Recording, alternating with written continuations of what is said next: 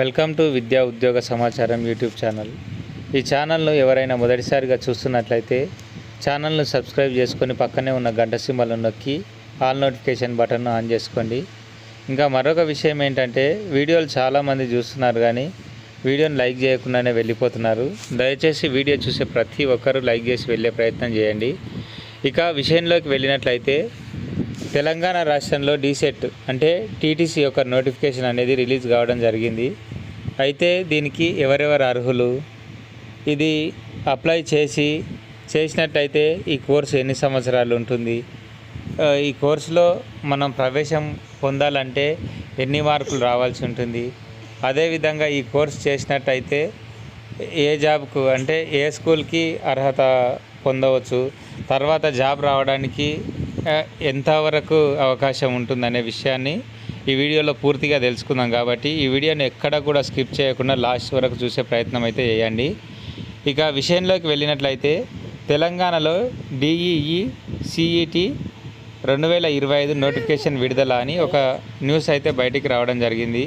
ఈ నోటిఫికేషన్ అనేది చాలా రోజులు అవుతుంది వచ్చి, లాస్ట్ డేట్ కూడా ఇంకా 3 రోజులే ఉండడం జరిగింది. ఈ 3 రోజులలో ఎవరైతే అప్లై చేసుకునే అభ్యర్థులు ఉన్నారో వారు అప్లై చేసుకుంటారనే ఉద్దేశంతో నేను ఈ వీడియోని అయితే చేయడం జరిగింది.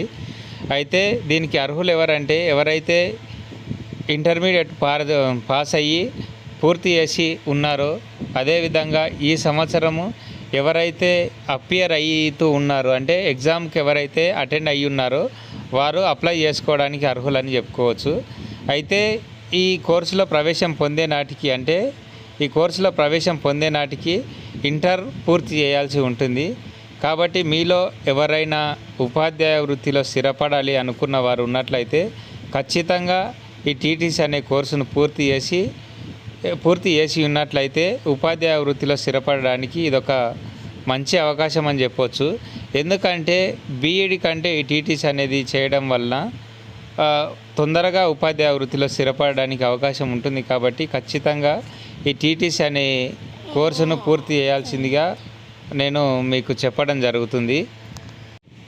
మరి ఎన్ని మార్కులు వస్తే సీటు వస్తుంది అనే విషయాన్ని పరిశీలించినట్లయితే ఇది మనకు చెప్పడానికి కుదరదు. అంటే ఎగ్జామ్ రాసే అభ్యర్థుల సంఖ్యను బట్టి, అదేవిధంగా ఎగ్జామ్ యొక్క పేపర్ను బట్టి మనము దాన్ని అంచనా వేయడానికి వస్తుంది.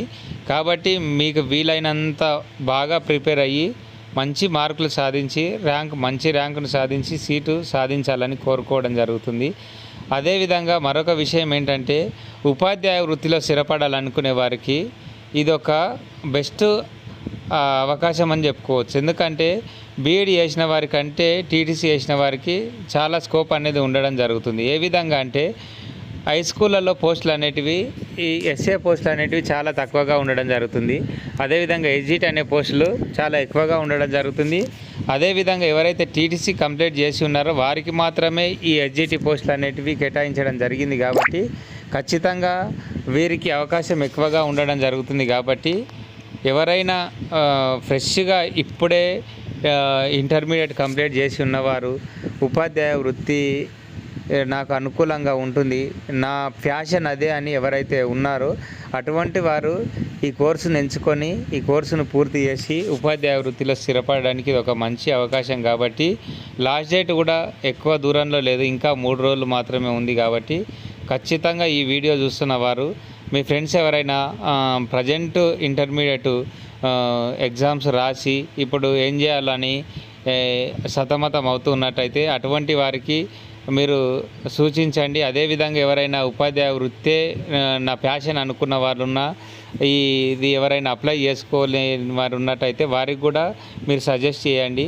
అదేవిధంగా ఈ వీడియో కనుక వారికి హెల్ప్ఫుల్గా ఉంటుందని మీరు భావించినట్టయితే వారికి ఈ వీడియోని షేర్ చేసి వారికి భవిష్యత్తుకు మీరు మంచి పునాది వేసిన వారుగా ఉండాలని కోరుకుంటున్నాను.